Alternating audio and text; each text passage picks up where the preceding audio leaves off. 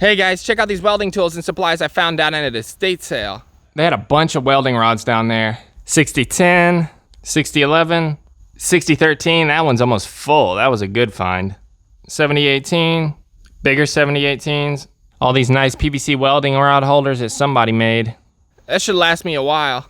I got this big old stick lead here, this extension cord. It's got a pretty good end on it.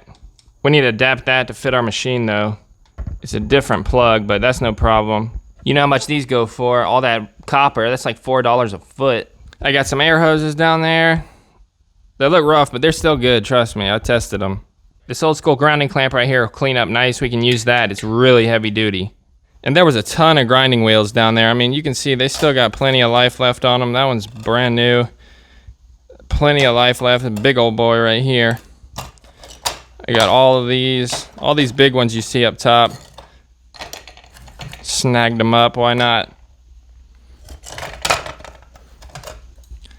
These ones right here were brand new, looks like. Some wire brushes, and plenty of scrap steel to test with. That ought to keep us busy for a while. He had a really good assortment of every type of stick electrode I could ever need. Pretty much every different type. And I got a bunch of steel so we can do some more welder testing. I'll check you on the next one. Later.